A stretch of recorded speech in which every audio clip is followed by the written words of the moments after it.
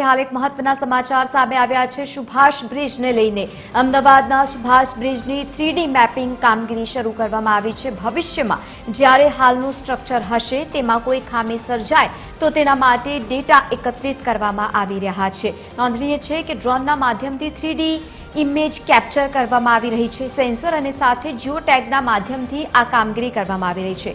ગુજરાતમાં પ્રથમ વખત આવી પ્રકારની ટેકનોલોજીનો ઉપયોગ કરવામાં આવ્યો છે। બ્રિજ છેલ્લા ઘણા સમયથી બંધ છે અને સતત તેને લઈને નિરીક્ષણની પણ કામગીરી જોકે કરવામાં આવી રહી છે। આ તમામની વચ્ચે હવે પહેલીવાર આવી પ્રકારની ટેકનોલોજીનો ઉપયોગ કરવામાં આવ્યો છે।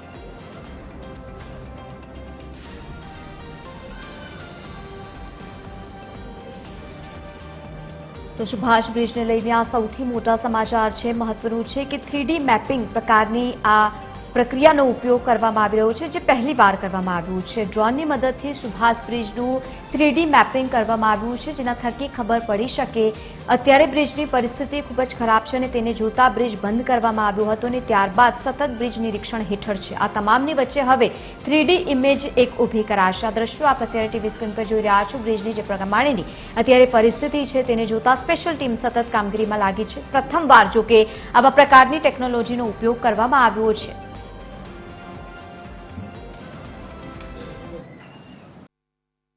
બ્રિજમાં પડેલી તિરાડો બાદ તે બ્રિજને બંધ કરવામાં આવ્યો છે અને તે બ્રિજનું ઇન્સ્પેક્શન કરવામાં આવી રહ્યું છે। ખાસ તો આ બ્રિજના ઇન્સ્પેક્શન બાદ 3 દિવસ જે ડ્રોન મારફતે ઇન્સ્પેક્શન કરવામાં આવનાર છે। ઇન્સ્પેક્શન કરનાર સીઈઓ જે છે તે આપણી સાથે છે। સર, 3 દિવસ સુધી ડ્રોન મારફતે બ્રિજનું ઇન્સ્પેક્શન કરવામાં આવનાર છે, શું પ્રોસેસ છે અને રિપોર્ટ કોને રજૂ કરવામાં આવશે?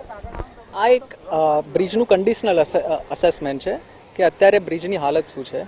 તો એની માટે અમે 3 અલગ અલગ સેન્સર યુઝ કરી રહ્યા છે। એક ઓપ્ટિકલ છે, થર્મલ સેન્સર છે અને બીજું અને ત્રીજું જે સેન્સર છે એ લેઝર સેન્સર છે।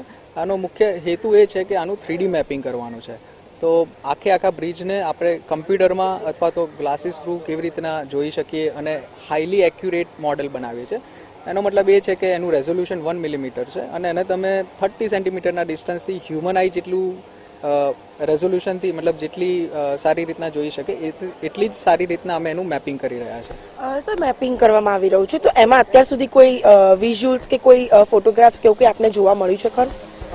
એકચ્યુઅલીમાં આ પ્રોસેસ છે અત્યારે ખાલી ડેટા કલેક્શન થઈ રહ્યું છે। એના પછી પોસ્ટ પ્રોસેસિંગ થશે જેમાં એઆઈ મોડલ થ્રુ અમે ડિફેક્ટ્સ ડિટેક્ટ કરીશું। મોસ્ટલી ક્રેક્સ અને સ્પોલિંગ કે કોન્ક્રીટની સરફેસની ઉપરની ડિફેક્ટ્સ છે એ અમે એઆઈ થ્રુ આઈડેન્ટિફાઈ કરીશું, જેની માટે પોસ્ટ પ્રોસેસિંગનો સમયગાળો છે। એના પછી અમે કોઈ અસેસમેન્ટ આપી શકીએ।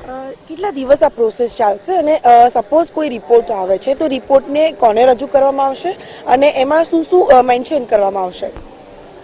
તો આ જે પ્રોસેસ છે એમાં 3 દિવસ અમે ડેટા કલેક્શન આપી રહ્યા છે અને 5 દિવસ એ પોસ્ટ પ્રોસેસિંગનો ટાઈમ લઈ રહ્યા છે અને આ બધો ડેટા જે છે એ અમે અમારા જે કન્સલ્ટન્ટ છે, જે અમારા ક્લાયન્ટ છે અને એએમસીને આપીશું।